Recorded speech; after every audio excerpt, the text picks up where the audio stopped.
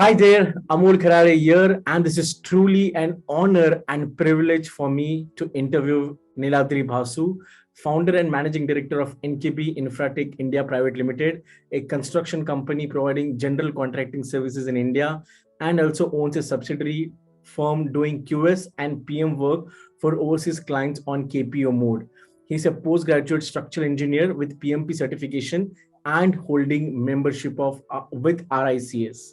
He is a self directed, enthusiastic professional entrepreneur with a passionate commitment to provide valuable, compliant, quality, and timely services which benefit stakeholders.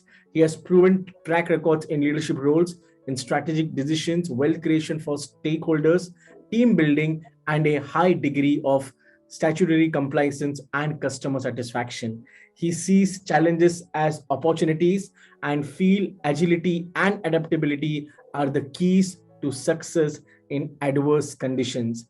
His leadership role reflected by his company featuring India's top performing MSMEs for 2 years in a row by Economic Times. His hobbies include traveling, listening to music, and spending time with family and friends. I'm super duper excited for this interview. Thank you so much, Niladri, for giving your precious and your valuable time for being a part of this exclusive interview. Welcome, Niladri. Thank you so much, Amol. Yeah. It's a pleasure to be here. Thank you. Thank you so much. Niladri, the intention of this interview is to help people to become the best version of themselves in the 7 key areas of life: health, career or business, financial, relationship, spiritual, contribution, and quality of life. So I've designed series of questions for you, which is going to help all our viewers to watch this so that they can unlock their version 2.0 in the 7 key areas of life. So let's get started then. Yeah? Okay. All the best. Yeah. Thank you. Thank you. So my first question to Niladri is, we Yeah. want to know a bit about your childhood, bit about your upbringing, about the values and the belief that you have grown with. Well, the childhood, I'll divide my childhood in two parts. One is the school part, and another is the family part. Mhm. So the school part taught me to be disciplined, to be punctual, to be respect to others, and then also to do well in studies. Not actually see, there's a difference between academics and education. So our stress was on education, and which is inclusive of self-development and facing new challenges. Now, coming to the family part, I have a very good family. My father, my parents, my brother, they were all closely knit families. And my family has given me all the freedom during my childhood without any obstruction to my movement or whatever. I mean, to their means, of course, the wishes I demanded.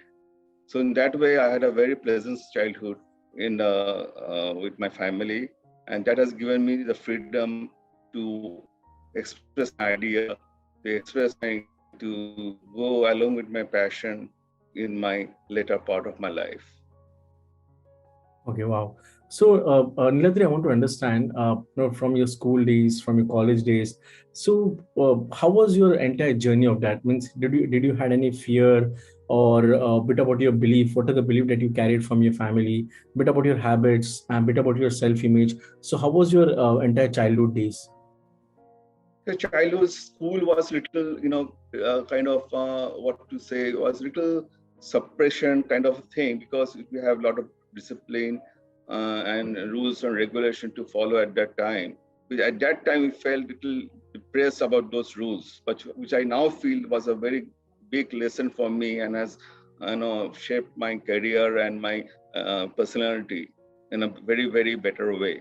But yeah, during the school time, it was a very kind of discipline and what to say, which punctuality, then the other rules and regulation to be followed, which has somehow given me a fear every day that if I fail in those things, I may not get the required rewards or may be punished. So that kind of fear was there in my school days.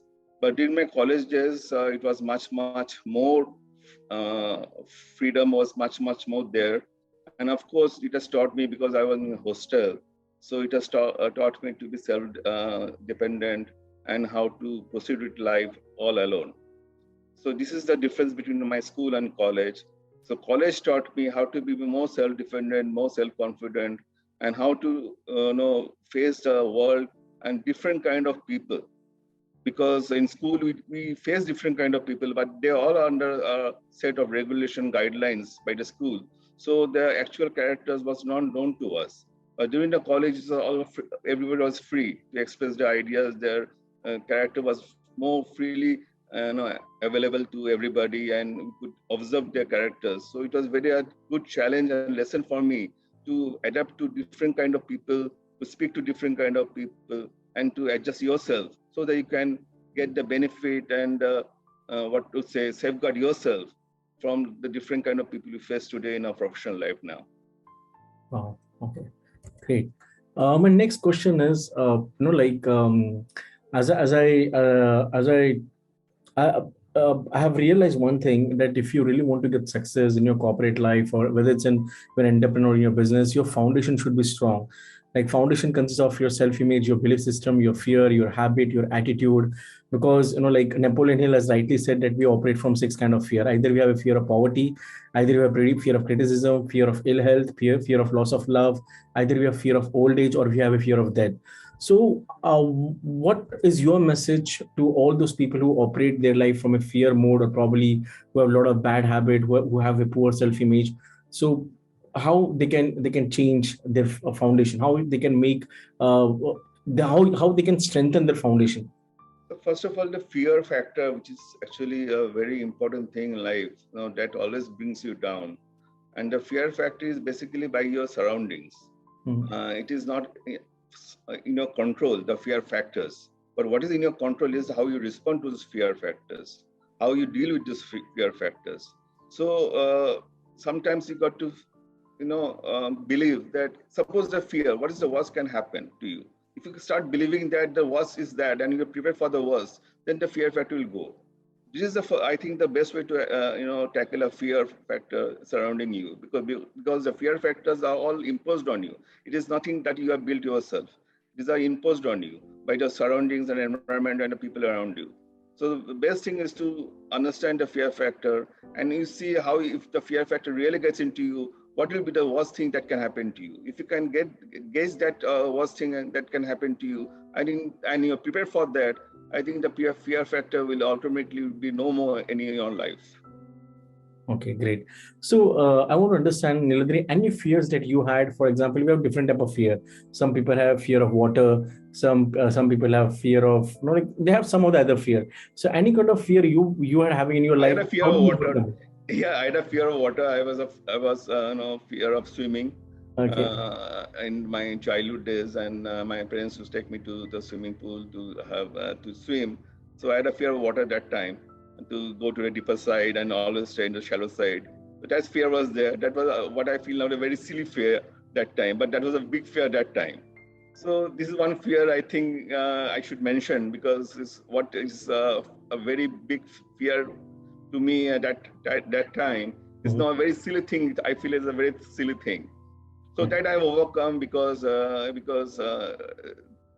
environment changes, and we had some more people coming in who had told me that, see, if you, that is the idea. Some people told me that, let us see what the maximum thing can get drowned, but people around you will save you.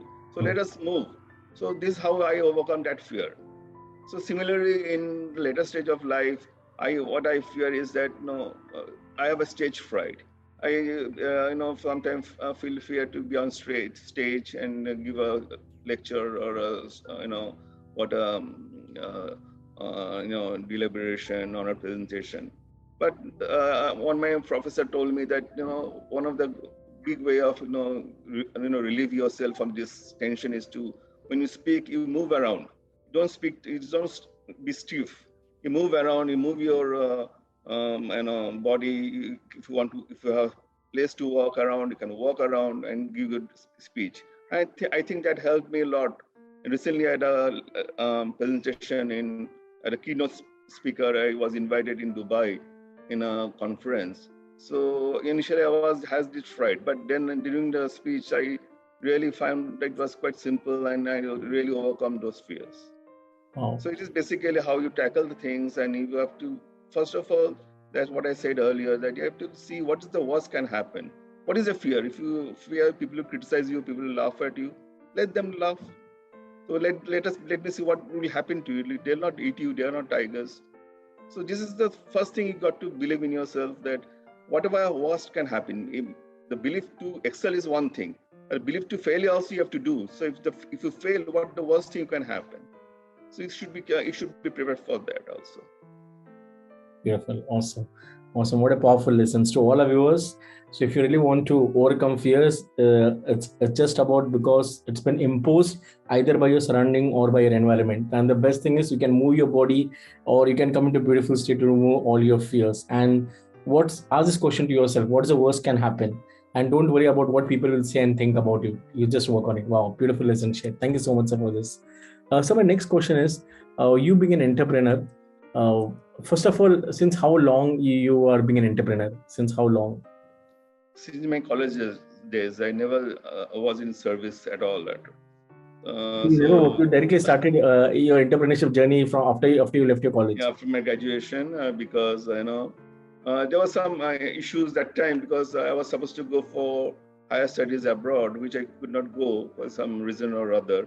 So I thought I'll stay back for some time and do some work in some small companies, as a kind of a freelancer or something, get the Indian situation. So when it didn't work out, so then I thought that why the freelancing is going good. So this is why I developed entrepreneurship in me, that why didn't I do something of my own? So there was a quote I just read that time. So that if you want to realize your dreams, you do it yourself, otherwise someone will hire you to realize their dreams. Sir, very, So very powerful quote. Sir, can you repeat yeah, it? I think you must have heard that also. It is a very powerful quote. So that was a quote I just read that time somewhere. I don't remember exactly.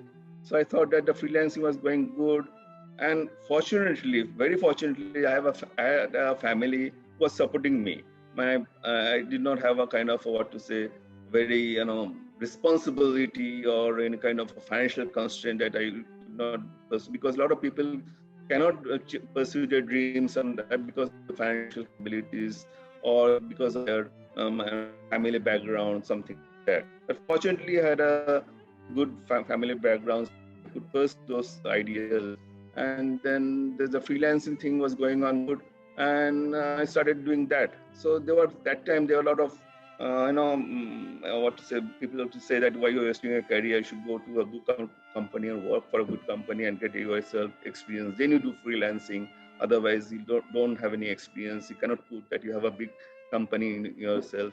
And I also used to think that time that, are they saying right, am I spoiling my career? But some or other, whatever the thoughts came in was overcome by the success I was having that time. And that's not in success in the sense of money, success in the sense of the achievement. What I was planning, I was achieving it. So that was the most thing that was satisfying for me. So then I continued, then I formed my company in 1995 with a co-founder. And that company went well. Then I had some problem with the management and with the co-founder. Then we parted ways. And then I formed another company, which is now today Enkebee Infratech. It was in 2013. And now I have my own, and with a lot of people around, and I have my office in Delhi. So we have expanded a lot. So, well, the journey has been good. I don't regret that I have been not in service any time. Wow, great. And so since how long you have been an entrepreneur? Like See, total? that's why I passed my graduation 91, and 94 I did my post graduation. So 95 from the company that I was final. So since 95 you can say I'm an entrepreneur. And 95. before that, what I don't know what you term it, kind of a freelancer or something like that. We can say that. That's more than 25 years. Wow, beautiful. Wow, what a journey you had. Thank you. Thank you for sharing this. So, like, my next question is, being an entrepreneur, you might be going through a lot of ups and downs. You might be going Yeah. through, sometime you might get success, sometime you might get failure. So when you are going through that low moment, how you bounce back? How you bounce back on that low moments? So that is, speaking is very easy, but it is really very difficult, to feel that way that will be bounce. Once you bounce back, then you, when you see the past behind you, then you see that you have bounced back. But during the low part, it is in a very difficult stage. And the most important thing is that to believe in yourself and the mind power you should have to overcome that stress. It's a very difficult stress and a very difficult situation, which depends upon your mind, ability to cope with those kind of situation.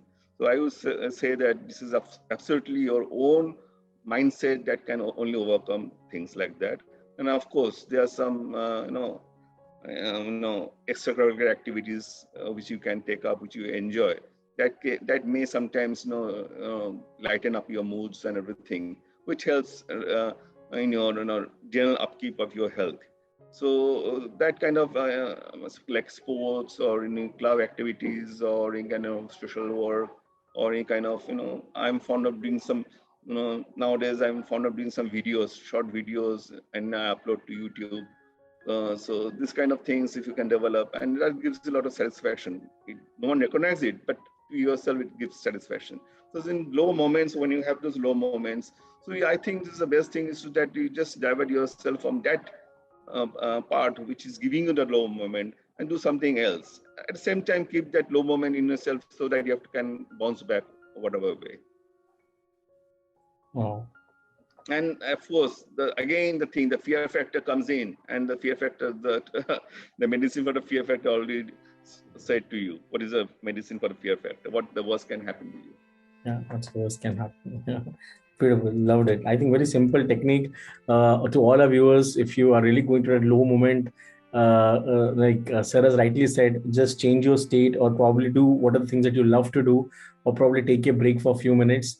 And like the way Niladri has started doing videos, he has like getting involved in sports. So I think beautiful. I think it's such a very simple technique we can do whenever we go through that low moments. So my next question is, I'm curious to know about your thoughts on law of attraction. Now, people have started talking about law of attraction, like when it comes to like whether it's manifesting money, manifesting your dreams, your goals, your dream partner, whatever it may be for someone. So, in your opinion, how does the law of attraction work, and in what way does it work? Is it best for money? It works best for business, health, relationship? What are your thoughts on law of attraction? Law of attraction. Yeah. Okay. So the law of attraction, I'm not really don't know about this law. Actually, I've studied too many laws, but I'm not really don't know about this law. Okay. But what I can understand is that you tend to do something which you are think it will be good for you. Is it? Yeah, like attract. Like We this? attract something. Yeah, law of attraction. Yeah. Yeah. So attract people or attract things or whatever. So any kind of attraction, I think, will always tend you to move in that direction. But you should always think that anything that is attracted by you, you should move with your heart and mind together. So what I say that attraction is from your heart; it's not from your mind. So when your ideas or whatever activities or your action comes in, it should come from your mind also. So what I say that heart is the raw materials for your ideas, and the mind is the manufacturing units of your ideas and actions. So if you work in that way, I think that will be a little safer for you you don't fall into a trap or trouble. Wow, beautiful. Attraction is from your heart, not from your mind, and heart is the raw material for your ideas. What a powerful nuggets we had. Thank you so much for sharing this. My next question is, what does your morning rituals look like? Means at what time you wake up? Are you an early riser, and how do you start your morning? Because I've realized morning is very productive. So what you do in morning determines how will be your day and what success you'll get in your life. So can you brief about your rituals? What are the rituals you follow? At what time you wake up, and what are some things which you do differently than other people? Morning is very bad for me. I have a very bad habit in the morning, and which I always feel, but till now I have not able to overcome it. I'm a late riser, and the morning I feel very sluggish. And then once I am up and to office, my engine starts running. That way I have a starting problem. You can say that, but I find that people with good morning habits are, are always successful more than people with late morning habits. This is what I find. And if you have the morning, you'll, you'll, you'll find that there's plenty of time in the day. So the morning actually shows the day actually. So I always think that that is a bad habit. I need to overcome that. So rise early, do your morning rituals, and you find that you are up and about the to get ready for the day much earlier, and you have more time for you to do the day. So morning habits is very important. Getting up in the morning and shape up your bodies, or you'll do some activities or something either spiritual or some sporty activities, so that your body is ready to work from the early hours of the morning. So I found that when I sometimes have to wake up early to catch a flight or to attend some meetings or something. So after that, I feel much better than normal days when I wake up a little late. Great. Awesome. Sir, I would love to help you to build your morning ritual. In fact, I would love to invite you for our program from 5 to 6:30, and I'm sure you'll definitely love it. And I will be glad that I will help you to build that great rituals. But Yes. this is amazing. People with good morning habits are always successful and rise early and do your morning rituals. Thank you so much for sharing this. Beautiful. So my next question is, uh, what makes you obsessed? Like now you're currently in this construction business. What makes you obsessed? What is your obsession? See, obsession is basically, to actually, whatever you do it till the end. That is my obsession. So when I take up some work, I make sure that I can do it till the end. That is my obsession. So I'm very careful in choosing a work and to take up some work. So the obsession is that whenever I start to do something, I should finish to the end, and whatever results it may be, but it should be till the end. I should be with that project or with that activity. So this is my obsession of anything. And second obsession nowadays it has become is that to have a recognition, to have appreciation, to have a kind of a goodwill, a good valuation to the company. And of course, with this now, there are troubling times now. Future is very uncertain more than it was before. So we have this COVID, then we may have this climate change. So you never know. And people mindset also are not that format that was there 10 years back. People have become more aggressive, more intolerant nowadays. So this is the first thing, to be, able to manage all these adversities and to shape your, mind to adapt to this kind of situation. Okay, great, great. Okay. Now my question is probably being an entrepreneur, you've been in entrepreneurship journey more than 25 years, and you have been surrounded with a lot of successful, wealthy people. So what would you say? What are the three best habits of wealthy and successful people? So according to you, what are the three best habits? Habits, I would say, first habit is that discipline.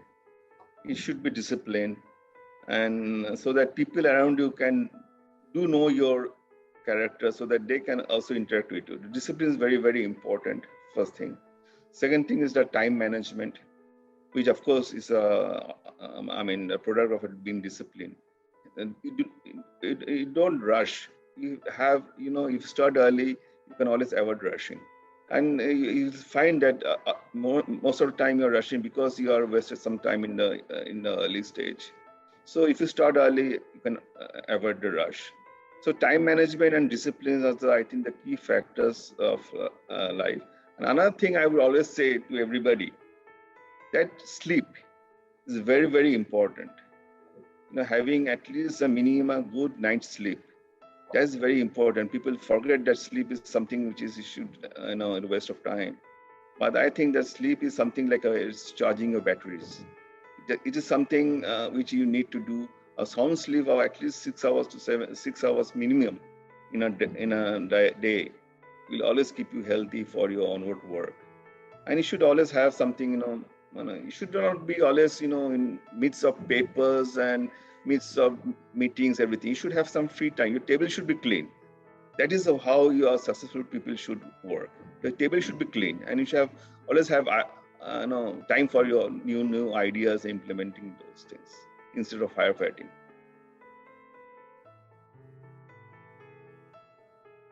Oh, beautiful. Message to all of those people who will be watching this interview. The three best habits is obviously be disciplined, work on your time management, and the most important thing is sleep. At least sleep for minimum 6 to 7 hours, because sleep is like charging your battery. The more you sleep, it will help you to grow in your life. And please keep your environment, your office stable. It should be clean if you really want to get a lot of good ideas. Wow, nice, amazing. Uh, Now, my next question is, what has really helped you to accelerate your productivity, your joy, your peace, and fulfillment at this level? So, what has helped you to increase your productivity, joy, peace? Because you are a very family man. You spend a lot of time with your family. You said in your hobbies. So, how you do this? How you manage this? So how do you manage this? So first thing to manage is to manage the people. So all the activities involves people. So you manage your people. If you can keep your people happy, they'll keep everything happy for you. This is the first and foremost thing I'd like to say. That even if your employees, your clients, your vendors, your other stakeholders, even your family members, if you keep them happy, I think this is the first thing towards success, and everything will fall in place. So you keep them happy, they'll keep the company happy, and they'll work for the company. So this is, I think, the first thing, that the managing people is the most important thing. And for management of people, two things you have to manage. First thing, to manage the egos of your people. And second thing is the empathy. That is for people in the family or something. Have a empathy, not a sympathy, empathy. So that empathy is very, very important. People who are really related to you socially, not in a business way. For business way, I think managing ego is the most important thing. If you can manage the ego of a person, I think half your work is done, people. And second thing, that employees, to manage your employees, you should convince them to do some work, not direct them to do some work. If you can convince them, they will give you much better output. Wow, what a profound. I'm making a lot of notes. Beautiful. Guys, like people who are watching this, please remember the most important principle is you need to know how to manage people. Keep your employees happy, keep your clients happy. It's like win-win-win situation. Like you should be happy, your employee should be happy, and obviously your customer should also be happy. Manage ego of people, have empathy towards people, and if you can manage ego of person, half of your job, half of your work is done. Thank you. What a beautiful nuggets we are getting. What a beautiful learnings we are having. My next question is, uh, see, what I've realized, many people, especially people who start their corporate journey, corporate professionals, they're just focused on their career. They work for 9 hours, 10 hours, and sometimes they don't spend time with their family. The relationship has becoming, there is no, there is no personal talk between parents, between spouse, and a lot of misunderstanding happens because only they're focused on the career and only they're focused to make money. But the other key spoke of like spiritual relationship, like contribution to the society, quality of life is taking is impacted. So how to balance this key spokes of life? How to balance these key areas of life? Whether they should get success in all the key areas, whether it's family, whether it's relationship, whether it's career, whether it's spiritual journey, whether it's contribution. Your thought on this? So success is something which I feel is something which is all around. If you have success in your career and no success in your family, I don't think that success is valuable for me. So the success is something which is should be both socially and professionally. So you need to have success. So people who are working 9 hours, 10 hours a day, maybe that if they make that a habit and the cost of their family or the cost of their social surroundings, I don't think that is really going to help them in the long run. Maybe for the short term they need. But at the same time, I would say that it depends upon people. Some people are happy with working 9 hours, 10 hours a day. So if that makes them happy, so why unnecessarily bother them? So it is a part of the family members who are supporting them to know that this is the support we need to give to these people. So ultimately, success is something which what was his definition of success? That's our idea of our success is to be happy. And a happy benchmark depends on people to people. So there's no kind of a benchmark for anybody, and you cannot demarcate a benchmark to someone or impose a benchmark to someone. It is their choice to what benchmark they're going to have. If they have being happy with a troubled married life and a good career life, so be it. So that is their happiness. So how can you say that is not happiness? So it depends upon the people actually. So how they take things, how they're going to get happiness from which success, and which success will not give them happiness. It depends upon the people. So first thing, this idea is that about success is to be happy. Then from business thing to get appreciation, recognition, stakeholders, and professional is to match your plan with reality. So these are the things that give an idea of a success to anybody. So it depends upon the people, how they, for me, this is the other parameters to be happy, philosophically to be happy. Just to be happy, but this is philosophical, hypothetical. What is your benchmark for being happy? You don't know. Your crave for being happy increases day by day, or time in different times, a different state of mind makes you happy. So I think the benchmark should not be imposed on anybody. But thing is that wealth is something, health is something, and family things something. Both things should, all the things should go together to make a success in a long run. That's my advice to people, but it's up to them to choose their benchmark. Oh, beautiful. The simple definition of success is be happy. Wow, beautiful. Now, see what I've seen, the biggest disease that most of the people are going through in their life is procrastination and laziness. So my question to you is, do you procrastinate? And if yes, how you overcome procrastination, and what message would you like to give people to overcome procrastination and laziness? Well, this is something very abstract for me to answer this. So as I say, it's managing of ego is more important. So if you can manage those egos, I think that is will give you the best result of this what question you have asked. I think Procrastination and so I think that is a question which I'm not able to answer right away. It is a very difficult question that way to answer that way. But it all depends upon your style, your mental setup, and how you rise up to that mark at that time. Oh, great. Got it. So my second last question to you is, how do you plan your day as an entrepreneur? So planning is very important for me.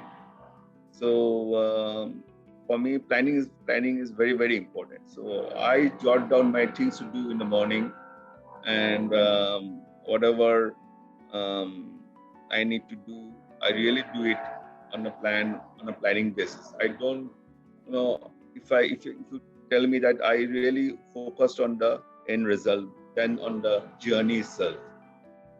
So for me, planning is very, very important. So when you wake up in the morning, you should need to do what you're going to do today, and you fulfill whatever you can do. So at the end of the day, that gives you another satisfaction that what you have planned, if you have achieved that, so that gives you a lot of satisfaction. So planning should not be something which is kind of that you have to make a plan, but you have to make a plan of your capabilities and for your environment, and so that you can achieve it. So a plan which is not achieved is not a plan at all, and it gives you a very motivating feeling to you also. So planning is very important, and planning a day, planning a week, planning a project is all the time very important. Great. Awesome. Lovely. Now, my last question to you is, what are the 5 things that you would like to share to people who want to become an entrepreneur, who want to start their own company, who want to start their own business? What are the top 5 principles or message you would like to share to them? So first thing, that if you want to be an entrepreneur, you should not think about making money from day one. If you think of making money, if that is the first motive, I don't think that's an entrepreneur. That is more of a tradesman or kind of a businessman or kind of thing. Entrepreneur is something which the ideas come first and the passion come first. Is the money then comes, so it will automatically come. So first thing, that if you are only thinking to be entrepreneur to make money, that is very wrong. I don't think that will help you much. So first thing, you need to have a good idea. Second thing, you need to have a kind of a character of being perseverance. The perseverance is very, very important. You're going to fail, you're going to, there's ups and downs. So you got to stick to your character. If you're going to change your goals every time, to change your goalpost, that will be very difficult for you. So you have to be very focused, and we have to have a sense of perseverance. Third thing is that the ability to adapt. The ability to adapt is that to adopt something new. You take it. If you adopt it, and then no, doesn't not necessarily means that it's a copy paste, something like that. You adopt it, copy it, edit it, and paste it as per your needs, as per your requirement. That is one third thing. And the fourth thing is that the adaptability. So there are very adverse situations you may face during your life. So you need to be adapt to those situations. The sense of adaptability is very, very important. If you cannot adapt, it will be very, very difficult for you to move on. And of course, the fifth thing is, of course, that the discipline, which I always say, if you have to be very disciplined in your life, do whatever you do with discipline, and in a very planned and scheduled manner. Wow. Beautiful messages shared. If you really want to become an entrepreneur, the first important principle is don't think about making money from the first day when you decided to become an entrepreneur. It doesn't work in that way. Second, passion comes first. You need to have a good idea, a good strategy. Have a character of being perseverance. You need to have that perseverance character. You need to be very focused on your goals. Ability to adapt something new. Adaptability, you need to adapt to the situation, whatever situation, challenge you're going through, you need to adapt it very quickly. And yes, the most important thing is you need to be very disciplined. Wow, very powerful lessons shared. I've made 2 pages of notes. I think this is superb. I'm sure all our viewers will like this interview of 40 minutes. You have given a lot of beautiful nuggets. Thank you so much for sharing this and for giving your valuable time. Thank you so much, Amol. It's a pleasure speaking to you. The most important person in your life is you. Please pray for yourself, because you're one of the most important person in this entire world, entire planet. Pray for yourself, pray to God, pray to universe to give you a lot of strength, to give you a lot of happiness, to give you a lot of feelings with emotions. No one can stop you. When you start designing your own content, when you start any of your business, people should get connected. Each and every model when you design in your program, as a trainer, as a coach, or when you start any business, first question is, why I want to add this. सामर्थ्य आहे हातात जर, स्वप्ने डोळ्यात घेऊन चल, परिस्थितीशी भिडवून छाती, 2 हात करत चल. विजय तुझाच असेल, मागे वळून बघू नकोस. आयुष्य खूप सुंदर आहे, तू कधी खचू नकोस. सर की वजह से I was so consistent in my work. It was going like this, धीरे धीरे चल रहा था, लेकिन सर के साथ कनेक्ट होने की वजह से स्टेप बाय स्टेप एकदम से वो बूम हुआ. रॉकेट आगे कब जाता है तो पीछे आग लगी होती है, वो आग जरूरी होती है. Perfection is a myth, progress is success.